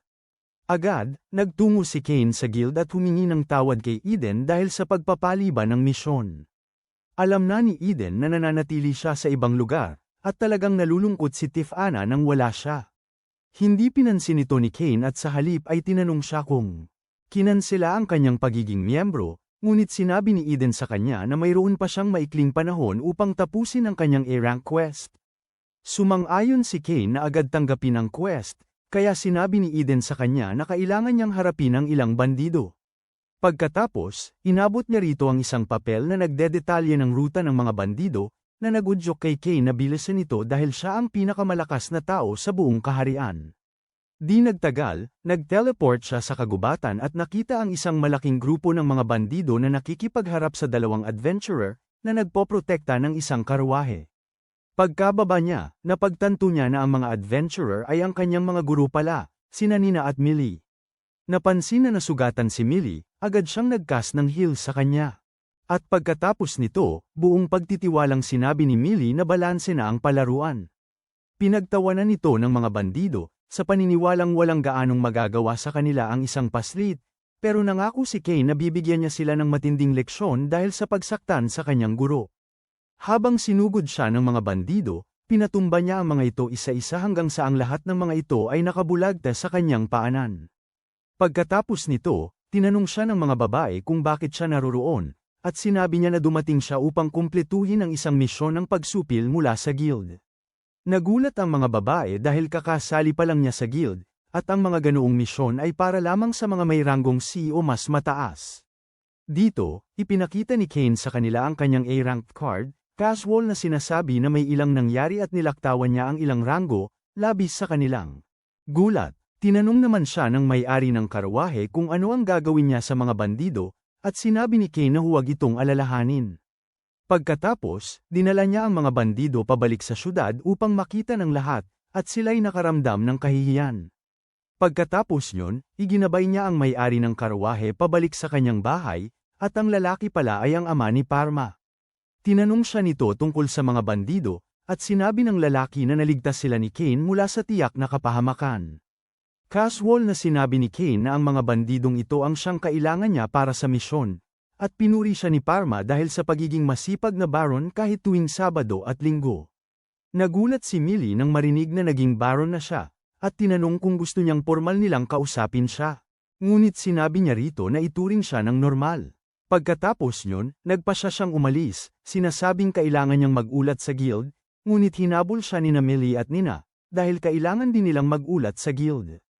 Doon, ibinigay niya kay Rita ang patunay ng pagkumpleto ng quest, nang makita lamang ang isang pangit na siga na sinusubukang samantalahin sina Millie at Nina. Sinabihan nila itong umalis at lumayo, ngunit nang subukan itong pigilan sila, hinawakan ni Kane ang kamay nito at sinabing iwan na ang mga babae. Agad siyang naalala ng mga bastos bilang batang tinalo sila ilang taon na ang nakalipas, at nang dumating din sina Claude at Lina, pinili nilang tumakas. Sinasabi ni Kane sa kanya na ginugulo ng mga hambog na yun ang kanyang mga kaibigan, at lumingon si Claude sa likod niya para makita si Millie, kaya ibinunyag niya na ito ang kanyang nakababatang kapatid. Ibinunyag ni Millie na siya at si Nina ang nagturo kay Kane noong sanggol pa siya, kaya iminungkahi ni Claude na mag-inuman sila sa masayang okasyong ito. Habang nag-uusap sila, nalaman ni Claude na si Kane ay nasa A-rank na. Ngunit nakita na niya itong mangyayari dahil nakasabay si Kane sa kanya noong kanyang pagsusulit, na ikinagulat ni Millie. Sabi ni Nina hindi siya ordinaryong bata, dahil isa na siyang baron, na ikinagulat ni Claude at Lena dahil napakakaswal nila sa kanya. Pagkatapos ay ipinakita ng mga babae ang mahika, mga bag na regalo niya sa kanila taon na ang nakalipas, at si Lena ay labis na nagkaroon ng interes sa mga ito. Nang malaman niyang kayang maglaman ang mga ito ng isang mansyon, idineklara niya ang mga ito bilang pambansang yaman at hiniling kay Kane na gumawa rin ng isa para sa kanya. Pagkatapos ay nawalan siya ng malay sa kanyang mga bisig, at pinapanood lang ni Claude, sinasabi kay Kane na hindi makontrol ni Lina ang kanyang pagkalasing. Bigla, naalala ni Kane na mayroon siyang pasok sa eskwela bukas. Nang sabihin ni Claude na hindi niya ito kailangan, iginigiit niya na marami pa siyang kailangang matutunan. Narinig ito, nag-alok si Nina na yakapin siya dahil sa pagiging mabait na bata, ngunit tumakbo siya palayo na tila nahihiya. Saka naman, dumating si Rita at sinabi na isang nasugatan ng instruktor ng klase sa paglalakbay at kailangan nila ng kapalit, na pumukaw sa kuryusidad ni Claude. Kinabukasan sa paaralan, sabik si Kane na ipagpatuloy ang pagsasanay, ngunit sinabi ng guru sa kanya na bawal siyang gumamit ng anumang mahika dahil siya ay masyadong malakas. Pinanood ni na Claude at ng iba pa mula sa malayo, kaya nagpasya silang pasayahin ang kanyang araw sa pamamagitan ng pagdalo sa susunod niyang klase bilang mga instruktor. Doon, inutusan ni Claude ang lahat ng estudyante na ilabas ang kanilang guild card, ngunit sinabi ni Kane na nakalimutan niya ang kanya sa bahay dahil ang pagpapakita ng kanyang gintong card ay lalo pang magpaparamdam sa kanya ng pag-iisa. Sa klase ng pagsasanay, sinubukan ni Kane na makipaglaban kay Claude, ngunit hindi siya pinansin nito, na nagparamdam sa kanya ng pagiging napabayan, ngunit ito ay bahagi lamang ng ang kanilang plano para tulungan siya. Habang ang bawat isa ay nakakakuha ng kanilang pagkakataon kay Claude, matiyag ang naghihintay si Kane sa pila, ngunit nang siya na ang turn, naubos ang oras ng klase at hindi niya naipakita ang kanyang mga kasanayan. Nang gabing yun, sobrang galit ni Kane kaya pumasok siya sa gubat at tinalo ang mga S-rank na halimaw para libangan habang nagmumura rin kay Claude. Habang nagdudulot siya ng kaguluhan, ipinagpalagay ng gwardya ng bayan na bumalik ang prinsipe ng kadiliman at nagtaas ng mga alarma. Agad na pinakilos ni Garm ang kanyang mga kabalyero at nakarating sa gubat, upang makita lamang ang isang malaking bunganga at ang panyo ni Kane na may logo ng kanilang pamilya. Kinabukasan, ipinatawag si Kane ng hari, na naniniwala rin na nagbalik na ang prinsipe ng kadiliman, at kailangan nilang ipaalam ito sa mga karatig bansa. Dahil dito, tuluyang bumagsak si Kane at sa wakas ay umamin na siya ang sanhi ng lahat ng kaguluhang yon. Sa ibang lugar sa isang kuweba, isa pang bahagi ng selyo ni Eren ang nasira, at naging sabik siyang ipagpatuloy ang kanyang Fortnite Battle Royale. Kinabukasan sa paaralan, ang klase ay tinuturuan ng mahika ng pagpapatawag, ngunit dahil labis na kwalipikado si Kane, isang espesyal na instruktor mula sa palasyo ang dumating upang turuan siya. Ipinakilala ng lalaki ang sarili niya bilang si Grat, bago sabihin sa klase na kailangan muna nilang gumawa ng kontrata dito at pagkatapos ay gumawa ng mahika. Bilog para ipatawag ang isang pamilyar. Pagkatapos, binibigyan niya ang mga estudyante ng ilang summon card, na nagpapahintulot sa kanila na ipatawag ang ilang mababang antas na pamilyar. Gayunpaman, nang bigyan niya ng isa si Kane, nag-alala ang bata na magkamali siya tulad noong nakaraan. Sinigurado ni Grat sa kanya na walang masamang mangyayari, at dapat ilagay niya ang lahat ng kanyang mahika sa card, at nagpasya si Kane na magtiwala sa sinabi ni Grat. Gayunpaman, habang inaaktibo niya ang kanyang mahika, ang bilog ay lumiwanag ng napakaliwanag, at nauwi siya sa pagpapatawag sa prinsipe ng kadiliman, lubos na ikinagulat niya. Tinanong ng prinsesa kung bakit siya ipinatawag ng isang simpleng tao, ngunit nagulantang si Kane at nag-flashbang. Lahat. Pagkatapos, nagtataka siya kung nasa panig ba ni Eren ang prinsipe. Sa sandaling tiningnan ng prinsipe ang kanyang mga istatistika at lumapit sa kanya na tila may masamang balak, mabilis na iniindayog ni Kane ang kanyang espada para ipagtanggol ang sarili, ngunit lumuhad ang prinsipe at nagmakaawa na tanggapin siya, nangangakong susundin ang bawat utos na ibibigay ni Kane. Nag-alok pa nga siyang pabagsakin ng buong bansa at ilabas ang angkan ng mga demonyo, ngunit mabilis siyang sinabihan ni Kane na ayaw niyang gawin ang alinman sa mga bagay na yon.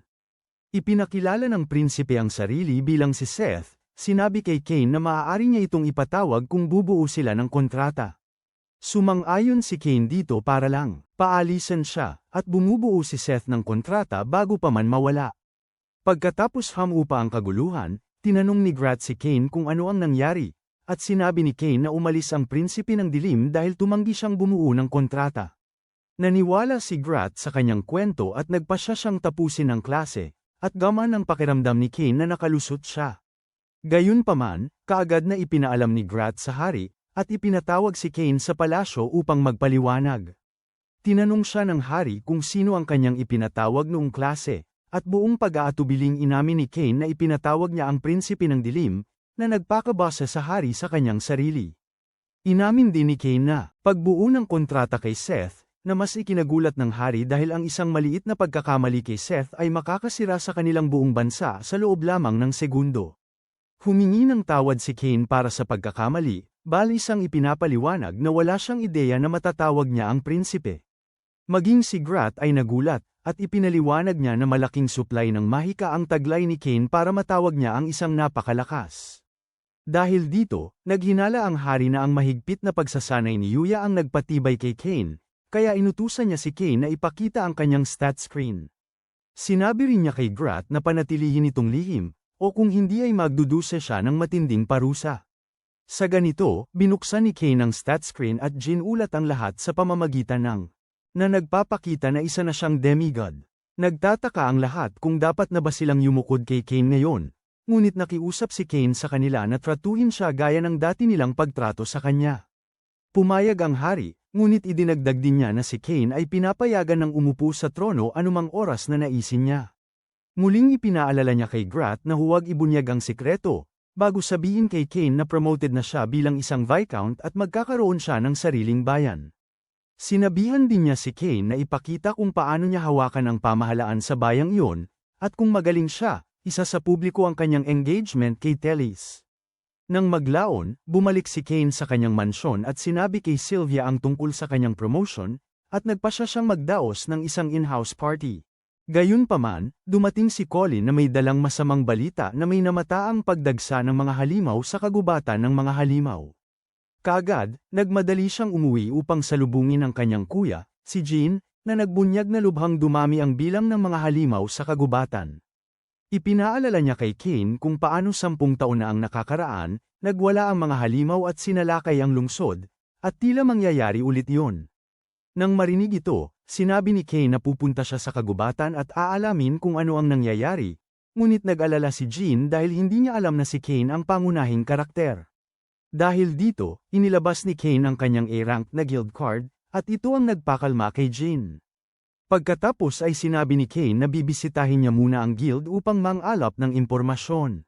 Ngunit pagdating niya roon, ang bagong receptionist ay tinrato siya na parang taga-suporta siya ni Trump.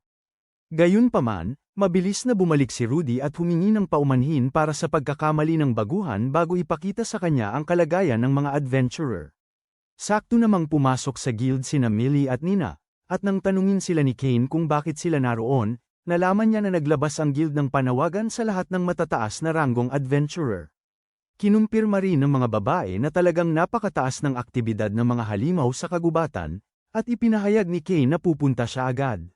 Sinabi ni Millie na delikado ito at dapat nilang hintayin si Claude, at maging si Rudy ay humiling sa kanya na magsama ng kasama. Dahil dito, sinabi ni Cain sa kanya na may kasama siya, at pagkapasok niya sa kagubatan, tinawag niya sina Haku at Jean para sa tulong. Sa paglapit nila sa loob, nakaharap sila ng ilang malalakas na halimaw, ngunit pakiramdam ni Cain na may mas malakas na nanunood sa kanila. Dahil hindi niya ito malaman mag-isa, tinawag niya si Seth at humingi ng tulong. Agad, naramdaman ni Seth ang isang malakas na presensya na napapalibutan ng daan-daang halimaw, na itinuturing niyang isang anomalya. Pagkatapos ay tinawag niya ang kanyang tagapamahala na si Dalmatia, na dating isa sa 4 na makalangit na hari at dalubhasa sa investigasyon. Kapag ginamit ni Dalmatia ang kanyang kapangyarihan, inilantad niya ang maraming nakatagong halimaw sa kagubatan, at hindi nag-aksaya ng oras si Cain sa pagpuksa sa mga ito. Pagkatapos, sinabihan niya si Seth na pangalagaan ang kagubatan bago mag-teleport pabalik sa guild at ipresenta ang mga halimaw na kanyang napatay. Dumating naman sina Claude at Lena noon, at sila'y nagulat na makita na lahat ng halimaw ay S-class. Samantala, nagpasya si Seth na pumunta ng mas malalim sa kagubatan sa pinagmulan ng kakaibang presensya, ngunit nakita siya ni Eren na paparating at nagpadala ng libu-libong S-rank na halimaw patungo sa lungsod. Nang makita ito, nag-teleport si Seth sa lungsod at ipinaalam kay Cain ang pagdating ng mga halimaw, kaya inutusan ni Cain si Claude na magtipo ng mga adventurer at protektahan ang mga mamamayan. Tinanong siya ni Rudy kung ano ang gagawin niya, at sinabi niyang pupunta siya sa kagubatan, na nagdulot ng kanyang pag-aalala. Gayunpaman, sinabi ni Cain sa kanya na mayroon siyang kaibigan na mayroon ding pambihirang lakas, at dahil tinuring siyang kaibigan ni Cain, mas naging tapat si Seth sa kanya. Sa sandaling yun, dumating si Tiffana at ninais na sumama kay Cain, ngunit iniutos ni Cain sa kanya na bantayan na lang ang lungsod, at masaya siyang pumayag dito. Pagkatapos yun, nagtungo sina Cain at Seth sa gubat, kung saan nagluluto na si Dalmatia ng ilang S-rank na halimaw. Matapos linisin ang daan, sa wakas ay narating ng tatlo ang pinagmulan, kung saan naghihintay si Aaron sa kanilang pagdating. Sinabi ni Seth kay Cain na dapat itong maunang umalis habang sila ang magbabantay sa kuta, kaya ipinagkatiwala ni Cain ang gubat sa kanila. Samantala, nagulantang ang lungsod, ngunit mabilis na kumilos ang mga adventurer. Nakaposte sa tarangkahan upang pigilan ang mga halimaw na makapasok sa loob ng pader. Gayunpaman, nagpasya si Millie na sundan si Cain dahil nag-aalala siya para rito, kaya sumama rin sa kanya sina Nina, Claude, at Lena. Balik sa kagubatan, tinawag ni Seth ang apat na hari ng kalangitan at ipinaalam sa kanila na humingi ng tulong ang isang kaibigan. Nabigla ang mga hari rito dahil hindi mahilig sa kaibigan si Seth, ngunit nang sabihin sa kanila ni Dalmatia na ang kaibigang ito ay nakipagkasundo rin kay Seth, ang kanilang pagkagulat ay hindi masukat. Nangako si Seth na ipapaliwanag ang lahat mamaya dahil sa ngayon, kailangan nilang protektahan ang kagubatan. Samantala, dumating si Cain sa kaibuturan at gumamit ng isang malakas na salamangka ng apoy upang linisin ang lugar. Bigla siyang inatake ng salamangka ni Aaron, ngunit mabilis niya itong sinagot ng sarili niyang salamangka. Matapos hamupa ang usok, sa wakas ay nakita ni Cain si Aaron sa anyo nitong itim na dragon, at sinabi ni Aaron sa kanya na maliit na bahagi lamang niya ang nakawala. Pagkatapos, gumawa si Aaron ng libu-libong halimaw at ipinadala ang lahat ng ito patungo sa lungsod, na nagdedeklara na ito ay isang laro upang makita kung ang mga tao ay kayang makaligtas ng mas matagal kaysa sa mga halimaw. Sa panahong ito, dumating si Claude at ang iba pa sa kagubatan at nakita ang mga makalangit na hari na lumalaban-laban sa kumpol ng mga halimaw. Habang kinikilala nila na ang mga ito ay kaibigan ni Cain, naramdaman ni Nina. Isang grupo ng mga halimaw ang papalapit sa kanila at nakipagtulungan ang mga koponan kay Millie para talunin sila. Nagbigay suporta sina Lena at ninagamit ang kanilang mga salamangka, at lahat sila ay ganado na makipag-inuman kay Cain pagkatapos nito. Ngunit, patuloy ang pagdating ng mga halimaw at naubusan ng mahika si Nina, na naging dahilan para madaig ng mga halimaw si Claude. Sa sandaling tila nawala na ang lahat ng pag-asa, sumama sa kanila si Tiff-Ana kasama ang mga karagdagang puwersa at pinasalamatan sila sa pagpapanatili ng depensa ng mag-isa. Ibinunyag niya na ligtas ang lungsod, at siya na ngayon ang hahawak sa harapang linya, at sumama sa kanila si Claude dahil ang kanyang espada ay sabik ng gamitin sa mga halimaw. Samantala, tiningnan ni Aaron si Cain at sinabing mayroon itong kaparehong mga mata ng mag-asawang nagbuklod sa kanya, at tulad ng pagpapadala niya sa kanila sa Diyos, plano rin niyang gawin ang pareho kay Cain. Iniwasan ni Cain ang kanyang unang pag-atake gamit ang sarili niyang salamangka, ngunit napatunayang walang saysay ito laban kay Aaron, na gumagamit pa lamang ng maliit na bahagi ng kanyang tunay na kapangyarihan. Sinimulan niyang pahirapan si Cain, na ipinatawag sina Haku at Jin upang suportahan siya, ngunit si Aaron ay isinantabi lamang si Haku na parang walang halaga. Sinubukan niyang ipadala si Haku sa Diyos, ngunit tumalon si Jin at sinalo ang atake. Hindi tumigil si Aaron at patuloy na nagpakawala ng mga atake sa kanila. Kaya si Cain ay sumaklolo at hinarangan ang mga atake upang protektahan ang kanyang mga pamilyar. Nang tuksuhin siya ni Aaron dahil dito, sinabihan siya ni Cain na tumahimik, dahil ang pagpoprotekta sa kanyang mga mahal sa buhay ang nagbibigay sa kanya ng kapangyarihan. Pagkatapos ay nagpakawala siya ng spell na lumilikha ng banal na liwanag, na napakaliwanag at makikita mula sa loob ng syudad. Habang patuloy na nagpapalabas ng spell si Cain kay Aaron, bigla siyang pinigilan ng kanyang mga pamilyar, at napatingala siya upang makita na halos nasalanta niya ang buong kagubatan kasama si Aaron. Noon din, dumating sina Seth at Dalmatia upang samahan siya at ibinunyag na tapos na ang pag-atake, na nangangahulugang ligtas na ang lahat ngayon. Nang marinig ito, mabilis na bumalik si Cain sa kagubatan, kung saan siya ay sinalubong ng maliliwanag ng ngiti ng kanyang mga kaibigan, na labis na nakapagpasaya sa kanya. Pagkatapos, tinanong ng hari si Cain kung siya ang may kagagawa ng maliwanag na liwanag na yon. Ipinaalam sa kanya na iniisip ng mga taga-bayan na isang Diyos ang bumaba upang protektahan sila. Sinabi ni Cain sa kanya na kinailangan niyang gumamit ng isang emperor-level na spell dahil masyadong malakas si Aaron, at nataranta ang hari dahil ipinagbawal niya kay Cain ang paggamit ng mga spell na iyon. Sa kabila nito, nagpasya siyang bigyan si Cain ng sariling teritoryo upang pasalamatan ito sa pagprotekta sa lungsod, at di nagtagal, nakakuha siya ng opisyal na tagpo sa hari, na nagtalaga sa kanya bilang pinuno ng rehiyon ng Dorental. Nang maglaon, nang malaman ito ni Tifana, nagsimula siyang umiyak dahil ang Dorental ay isang malayong rehiyon at wala pang nakakapamahala doon hanggang ngayon, dahilan upang mapagtanto ni Cain na tila ipinadala lang siya ng hari sa malayo. Nagpasya si Teles na gumawa ng paraan ngunit hiniling ni Cain na huwag na, dahil sabik siyang makita kung ano ang magagawa niya sa bagong bayang ito. Di nagtagal, dumating siya sa Dorental at agad siyang hinarang ng ilang salarin, kaya nakipaglaban siya sa kanila sa isang arena at nasira ang buong lugar.